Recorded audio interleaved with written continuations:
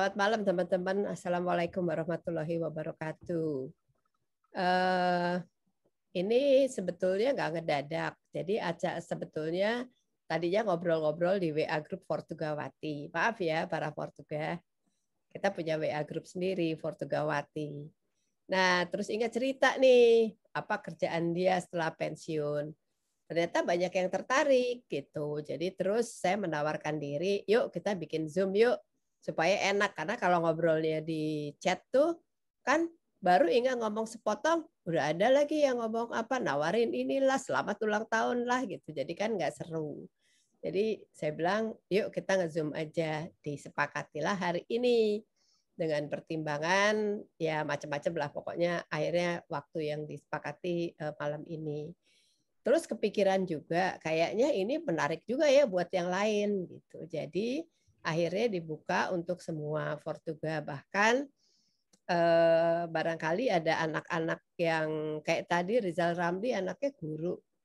Saya juga tawarin kalau mau ikut sok aja gitu kan, bisa dengerin, buka wawasan juga anak-anak. Tony juga, Ton anak lu jadi ikut Ton. Tony anaknya guru juga pengen ikut gitu ya, pengen denger. Saya pikir nggak apa-apa. Jadi ini untuk Fortuga dan keluarganya. Ini sebetulnya bukan jadwal Virgat ya, bukan virtual gathering yang kita biasanya sebulan sekali. Ini nyelip gitu, jadi santai aja. Ini nggak seprofesional Virgat menyelenggarakannya, kita santai aja.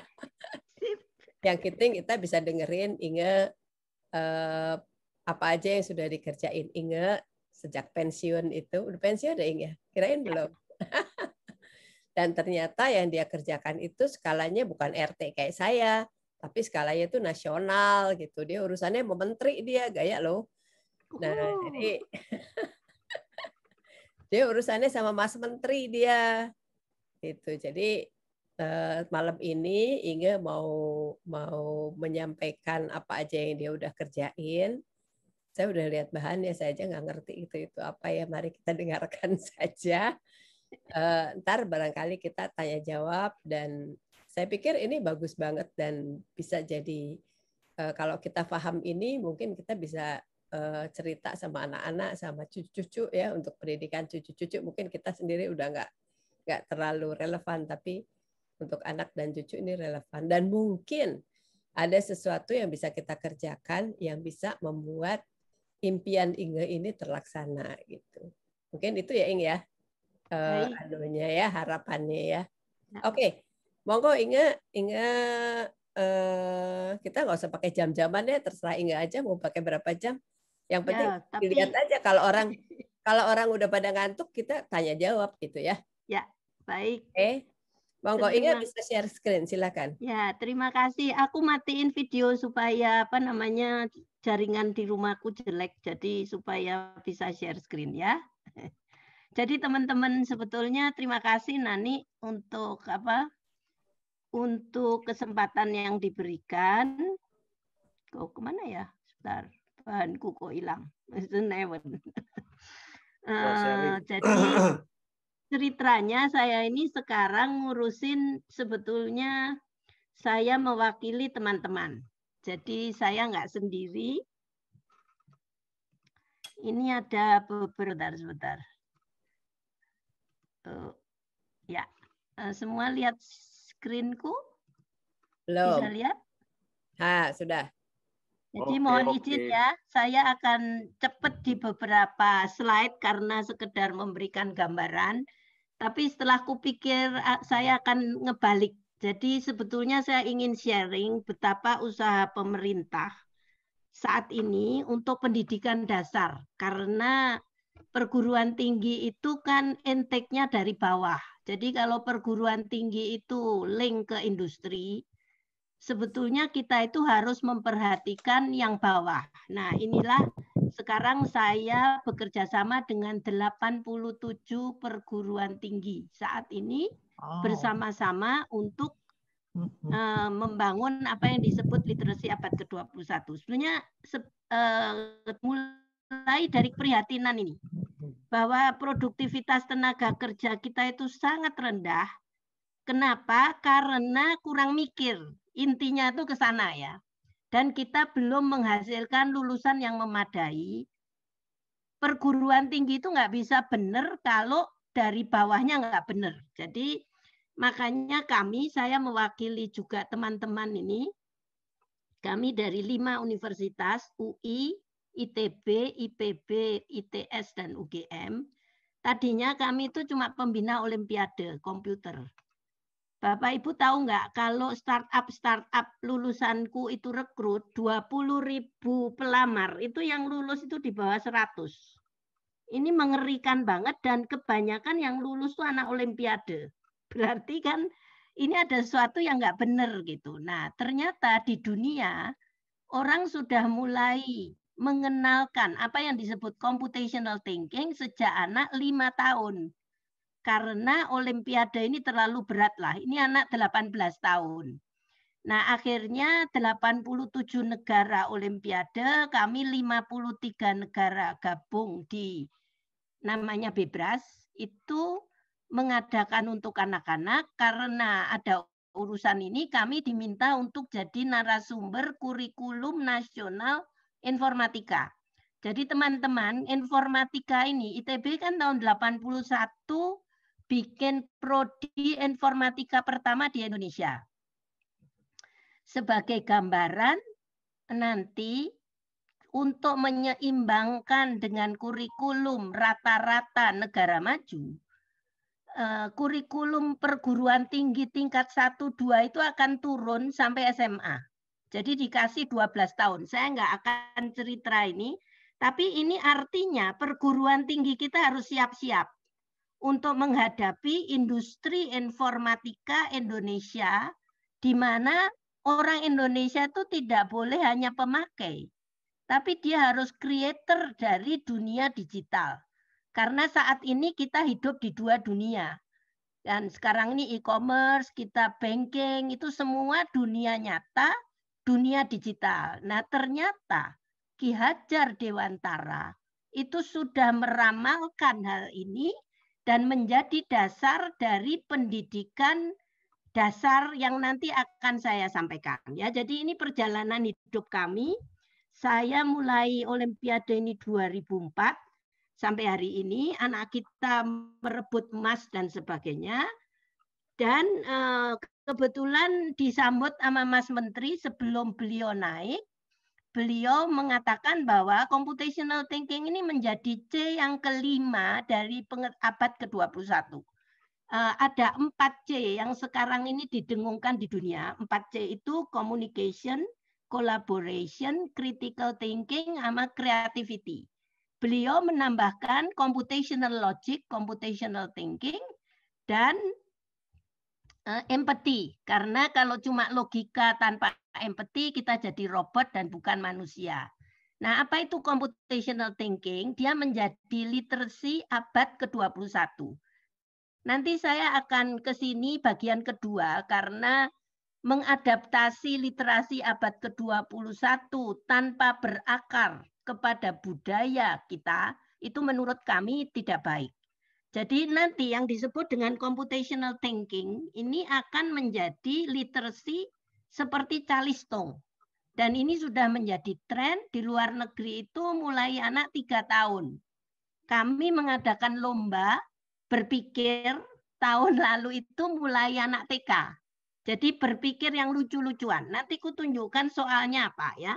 Nah, ini fakta yang menyedihkan. Kita ini diramal oleh pembuat program PISA baru bisa mencapai rata-rata pada tahun 2065. Nah, ini kan memprihatinkan banget. 45 tahun kita baru bisa ngejar negara lain. Karena saat ini kita itu sangat rendah. Nanti saya akan tunjukkan kenapa rendah. Tes PISA itu yang namanya membaca, Bapak Ibu. Lihat, bukan kayak kita ini CDD kayak gitu, membaca grafik, menyimpulkan, mengestimasi. Kalau kita tuh dulu kan panjang sekian, lebar sekian, luasnya berapa. Kalau sekarang enggak, dikasih kontinen kayak gini, mengestimasi. Nah, anak Indonesia dihadapkan pada membaca dan berhitung yang seperti ini kaget. Makanya hasilnya sangat jelek. Padahal kalau kita pelajari kisi-kisinya, contohnya harusnya tidak sejelek itu. Nah, dengan dasar keprihatinan itu, sekarang Kementerian Pendidikan itu menggali kembali ajaran dari Ki Hajar Dewantara. Mungkin akan menarik, Bapak Ibu nulis di chat ya, supaya tidak ngantuk. Kan ada 3 pendapat.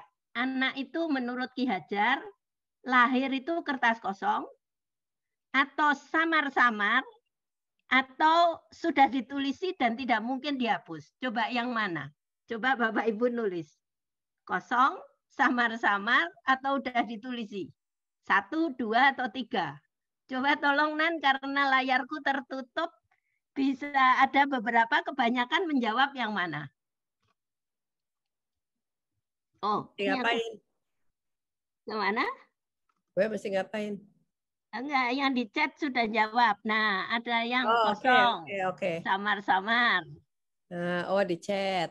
Di chat, ya sekarang bisa. Ayo Bapak Ibu. Samar-samar, tapi nggak ada yang ngisi 3 kayaknya. Kosong. Nah, paling aman ternyata, bilang samar-samar. Samar-samar. Okay.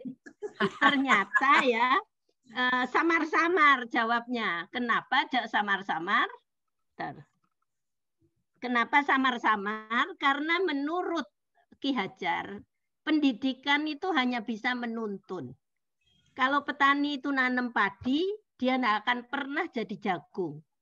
Padi itu akan kita tuntun, petani yang baik akan merawat. Karena kalau padi itu sakit, bisa kita sembuhkan. Nah, inilah anak yang budinya tidak baik, itu akan bisa diluruskan. Ini akan menjadi filosofi sekolah yang sekarang disebut sebagai sekolah penggerak. Dan kita itu akan menciptakan dengan prinsip ini pendidikan yang menghamba kepada anak. Sungguh indah. Karena kita tidak bisa mengganti kodratnya padi. Gitu kan. Kita merawat anak itu. Nah, ini sangat indah karena nanti semua dasar dari pendidikan itu akan guru itu akan diajak untuk memahami hal ini. Nah, jadi itu satu hal. Yang kedua, Ki Hajar ini ternyata sudah meramalkan bahwa kita itu hal yang tidak pernah berubah itu perubahan. Sehingga lihat ini sangat indah. Kita itu harus siap menghadapi perubahan dan setiap anak itu hidup pada zamannya. Ini yang akan menjadi dasar dari pendidikan yang akan dijalankan dengan sepenuh hati. Dan sekarang ini, kemarin tuh Nani yang aku bilang aku nggak bisa, kami sedang melatih guru untuk mengubah mindset. Nanti saya akan menunjukkan perubahan mindset apa yang akan dilakukan, karena menurut Ki Hajar, pendidikan itu tempat persemaian benih kebudayaan. Nah, karena kita ini hidup di 2 dunia tadi itu, maka kami mengambil tagline pendidikan computational thinking, penyemaian benih kebudayaan digital. Karena menjadi good digital citizen itu sekarang juga menjadi suatu keharusan ya. Nah, sehingga pembelajaran yang akan dipraktekkan mulai tahun ini Bapak Ibu sangat menggembirakan bahwa anak itu harus belajar sesuai kemampuannya. Nanti kelas itu tidak kelas 1, 2, 3, 4, 5, 6, tapi kurikulum itu berdasarkan fase. Jadi nanti ada fase A, fase B, fase C. Kenapa? Karena misalnya fase A itu 2 tahun. Kalau anak yang lambat, misalnya belum bisa membaca TK-nya, maka sekolah itu nggak harus mengimplementasi kurikulum yang sama. Dia bisa ngajari dulu baca, nanti dia tancap gas di kelas 2. Nah, ini menurut saya kemajuan yang luar biasa di dalam pendidikan kita. Kemudian dengan memperhatikan capaian, tingkat kemampuan, kebutuhan peserta didik sebagai acuan merancang pembelajaran, semua upaya adalah pembelajaran yang berpusat pada peserta didik, student-centered learning. Nah, kemudian hal yang kedua, penguatan numerasi dan literasi. Di antaranya tadi literasi berpikir. Pengetahuan itu adalah wahana untuk menguatkan literasi dan numerasi untuk menuju apa yang dikatakan nanti profil pelajar Pancasila. Sebelum ke sana, saya ingin menyitir ini beberapa hal yang nanti akan menjadi dasar dari pendidikan SD, SMP, SMA. Jadi Bapak Ibu lihat, menurut saya sungguh indah bahwa kata Ki Hajar, anak-anak itu hidup dan tumbuh sesuai kodratnya sendiri. Pendidik hanya dapat merawat dan menuntun tumbuhnya kodrat. Jadi nanti pendidikan ini tidak dipaksakan. Penjurusan anak SMA itu tidak dimulai kelas 10. Karena anak itu belum tahu mau kemana. Jadi kelas 10 itu dikenalkan yang umum, kemudian karir, dan sebagainya. Nah, yang kedua, pendidikan umumnya berarti daya upaya untuk memajukan bertumbuhnya budi pekerti, pikiran, dan tubuh yang tidak boleh dipisah-pisahkan bagian itu agar supaya dapat memajukan kesempurnaan hidup, yaitu kehidupan dan penghidupan anak-anak yang kita didik selaras dengan dunianya. Kembali bahwa pendidikan itu harus mengikuti zamannya. Kita nggak boleh pakai pendidikan yang nggak sesuai zamannya. Kalau saya lihat ya, sekarang ini cara pembelajaran yang kami kenalkan untuk SD itu beda banget dengan zaman kita. Mungkin yang biasa hidup di Singapura atau di mana, matematik contohnya itu lebih banyak menalar daripada berhitung gitu ya. Nah, yang terakhir ini karena selalu disebut-sebut pendidikan yang memerdekakan, itu orang sering keliru menafsirkan apa itu merdeka. Nah, dikatakan bahwa di mana ada kemerdekaan, disitulah harus ada disiplin yang kuat. Sungguh pun disiplin itu bersifat self-disiplin, yaitu kita sendiri mewajibkan dengan sekeras-kerasnya, dan peraturan yang sedemikian itu harus ada di dalam suasana merdeka. Jadi merdeka itu self-directed orangnya yang merdeka, tapi bukan berarti terus dia umpah-umpahan. Ini akan menjadi dasar dari pendidikan yang memerdekakan. Nah, karena itu kurikulum diganti paradigmanya. Nanti Bapak Ibu yang punya cucu, anak kelas 1 dan kelas 4, kita mulai kelas 1, kelas 4, kelas 7, kelas 10 ya. Karena nggak bisa kita mengubah total. Itu kalau dulu berbasis kompetensi, sekarang lebih dengan capaian pembelajaran. Jadi seperti outcome based learning kalau di perguruan tinggi, muatan atau konten itu dikurangi sehingga peserta didik bisa belajar lebih bermakna dalam fase-fase. Jadi tadi itu ada fase A kelas 1-2, fase B 2-4, C itu 4-6, D itu SMP, E itu kelas 10, karena kelas 10 ini foundation, untuk baru anak itu mau ngambil IPA atau IPS, dan IPS tidak lebih rendah dari IPA. Inilah yang akan ditekankan, anak lebih belajar bermakna, dan yang penting harus memunculkan karakter Pancasila. Apa itu karakter Pancasila? Nah ini Bapak Ibu, banyak orang salah mengerti ya, nanti aku akan uraikan. Karakter Pancasila ini harus menjadi sinergi antara kegiatan pembelajaran rutin sehari-hari dengan proyek. Jadi nanti akan ada proyek sepanjang tahun, profil pelajar Pancasila itu indah sekali, karena tema dari proyek itu misalnya tentang cinta NKRI, bagaimana hidup bertoleransi, berteknologi untuk memajukan bangsa, berdemokrasi. Jadi anak SD itu nanti kayak diminta ngatur punya negara kecil dan sebagainya dengan activity based learning. Ini menurut saya akan menjadi pembaharuan pendidikan yang kalau ini terjadi, semoga Indonesia lebih baik. Nah, profil Pancasila yang disasar itu ada 6. Seringkali disalahartikan ya, ini terutama yang beriman, bertakwa kepada Tuhan Yang Maha Esa, dan 6 ini berkebinekaan global, bergotong royong, kreatif, nalar kritis, mandiri. Ini beriman dan bertakwa kepada Tuhan Yang Maha Esa dan berakhlak mulia, itu tidak hanya beragama. Karena selama pelatihan ini saya menangkap guru itu keliru.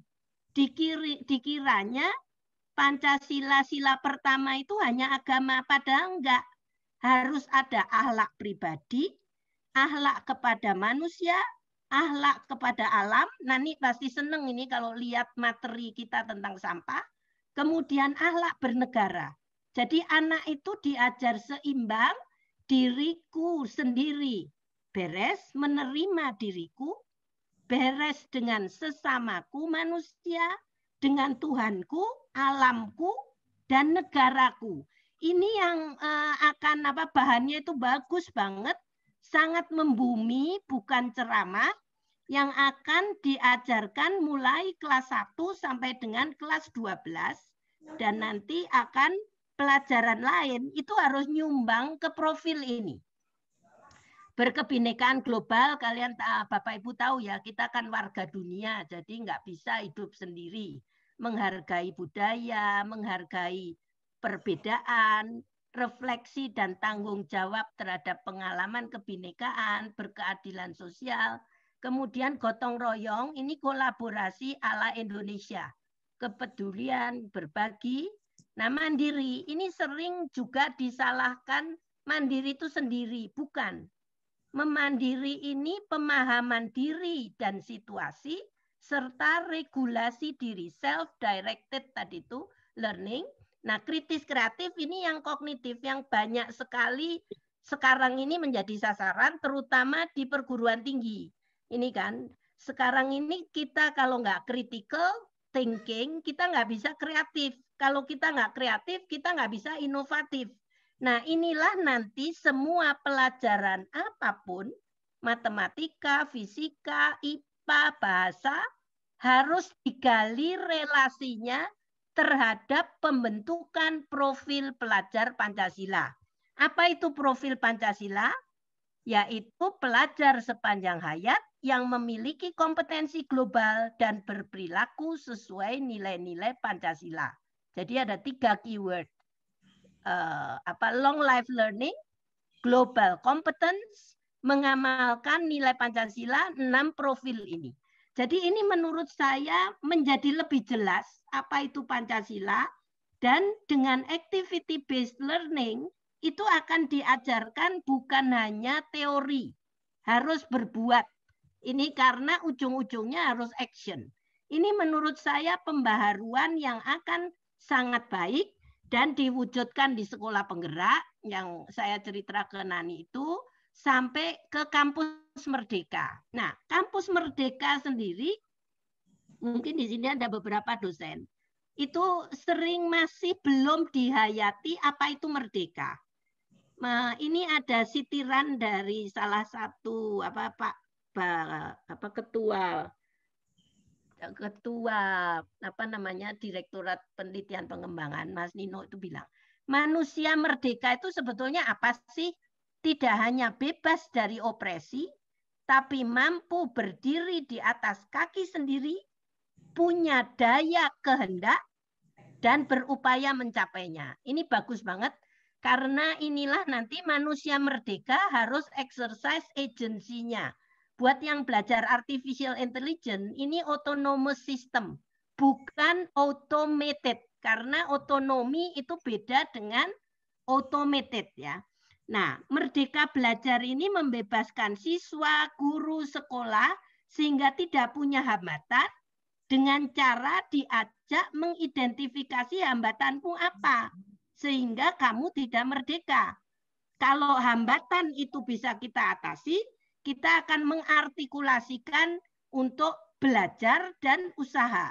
Nah, pendidikan memerdekakan tadi mengutamakan budi pekerti, tidak hanya kognitif, tapi kognitif, afektif, motorik. Menurut saya akan menjadi pendidikan yang lebih menyatu dan akan lebih baik. Ini contohnya yang tadi saya bagi videonya. Kita itu sekarang udah bisa mengirim Indonesia untuk international student. Teman-teman yang punya perusahaan akan ada magang studi independen di mana sampai 20 SKS itu boleh di luar yang bikin heboh. Nanti itu sendiri. Nah, itu satu hal ya. Jadi hal yang kedua, literasi abad ke-21 yang tadi itu saya merasa sangat indah bahwa pendidikan dikembalikan ke akar kebudayaan dan menumbuhkan 6 profil Pancasila yang dimaknai dengan baik dan akan kami coba untuk ditumbuhkan. Nah, di lain pihak kita ini keteteran untuk kognitif mikir ini tadi. Saya nggak akan membacakan ya kenapa tes PISA kita itu jelek dan kita ini diramal 45 tahun. Anak kita itu cuma bisa level 1 atau 2 yang definisinya seperti ini. Sedangkan lihat kemampuan membaca anak 15 tahun itu gila. Kalau aku melihat definisi ini dan seringkali saya tawarkan ke dosen-dosen, teman-teman, itu mahasiswa aja belum tentu bisa. Dikasih bacaan yang baru, kemudian sangat kontradiktif, teksnya tidak jelas, samar, dia harus bisa mengambil kesimpulan. Ini kan ini yang akan harus diperbaiki dan literasi apapun dasarnya itu berpikir. Kalau kita berpikirnya nggak benar, kita nggak akan ngomong benar, nggak akan mendengarkan, nggak bisa ngitung macam-macam. Dan sekarang ini harus ngajari anak mulai 5 tahun itu multi sistem, bukan one system. Ini Bapak Ibu tahulah. Kayak COVID ini kan bukan benar atau salah, lockdown ini benar atau salah, tapi lebih baik atau lebih benar. Nah, ini membawa kemajuan kepada pendidikan. Digital literacy pun tidak hanya menggunakan alat. Harus ada problem solving dan thinking. Jadi problem solving dan thinking ini harus menjadi keseharian belajar anak-anak. Nah, contoh ini Bapak Ibu yang punya cucu selama COVID itu pemerintah udah ngebut, menjadi pemerintah ini kerja keras ya, Kemdikbud ini. Kami menerbitkan, saya termasuk ikut nge-review buku ini. Bayangkan ngebut buku untuk 9 bulan, 4 minggu per bulan, 6 hari per minggu itu dibikinin buku literasi numeracy untuk ngejar generation loss. Sayangnya Bapak Ibu, banyak guru enggak tahu.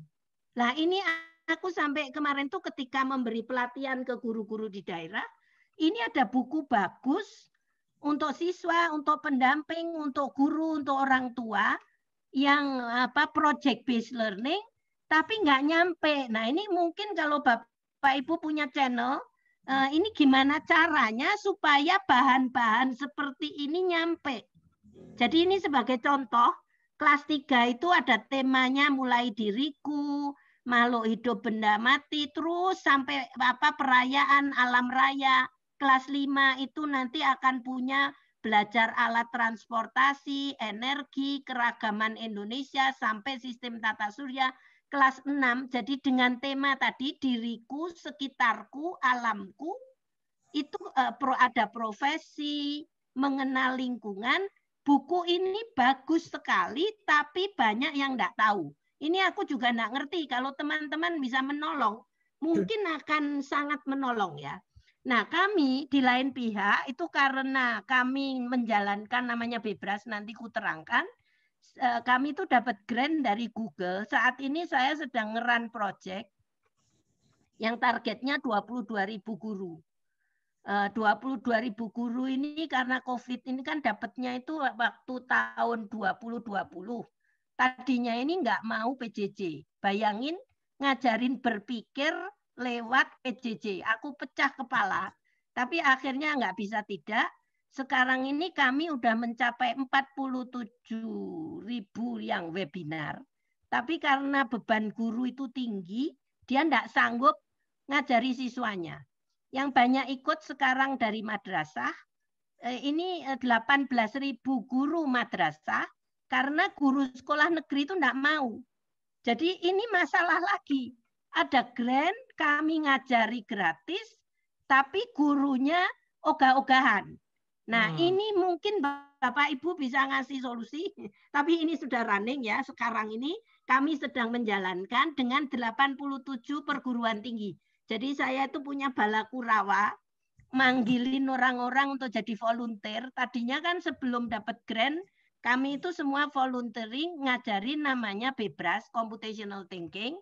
Nah, buat yang belum paham atau belum kenal, apa sih itu Computational Thinking? Sebetulnya Computational Thinking itu ngajari problem solving yang efektif, efisien, optimal. Jadi problem solvingnya ini sehari-hari. Nanti aku tunjukkan contohnya.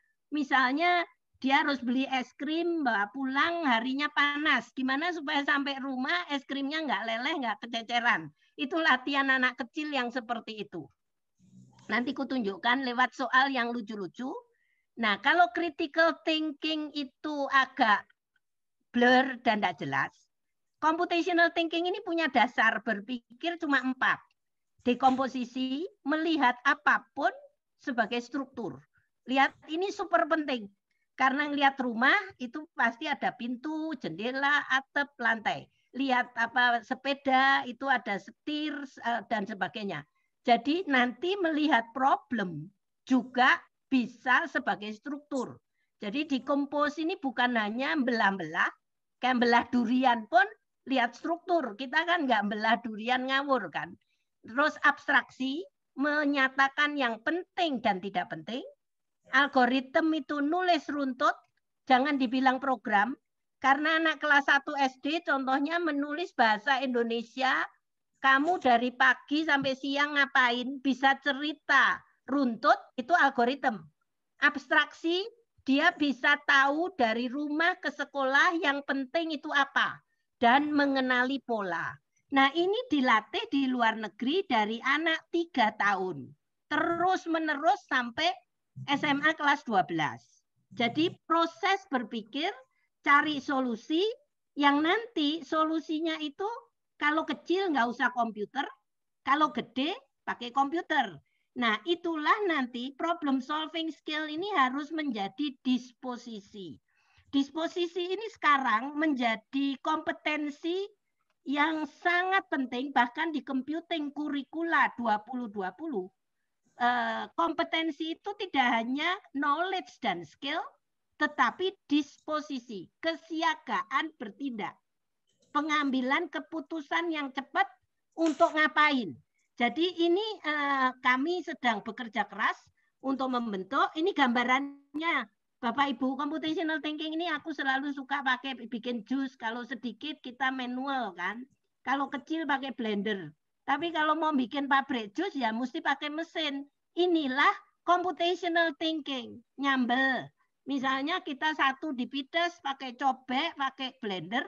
Kalau catering 1.000 orang, blendernya harus beda. Sampai nanti big data, Bapak Ibu sekarang lihat, anak sekarang itu belajar, yang penting bukan Excel. Excel ini SMP. Di SD, anak itu sudah belajar bar chart, pie chart dengan menggambar. Daya pikirnya dulu. Banyak sekali printable materials untuk belajar seperti ini. Yang menyenangkan supaya perguruan tinggi itu bisa langsung big data. Jadi nanti pelajaran 1-2 perguruan tinggi akan turun ke bawah. Ini gambaran kurikulum informatika. Ada aspek mikir, pengetahuan, berkarya, dan berkarakter. Ini harus dikemas menjadi satu. Kami mengacu ke kurikulum internasional yang de facto menjadi standards. Dasarnya computational thinking. Pilarnya ini nanti kalau perguruan tinggi menjadi satu prodi, dikemas dalam praktek dan tools itu ICT-nya. Pakai tools ya. Nah, ini lomba yang saya tadi bilang, Indonesia ini menjadi anggota dari 50-an, 53 negara. Setiap tahun bikin namanya Bebras Challenge. Tantangan berpikir, lucu-lucuan. Kami punya situs online. Silakan kalau cucu-cucunya mau, pergi ke ada 2, pakai yang sekarang lebih hidup itu di latihan Bebras, IPB, ACID, atau buku-buku soalnya.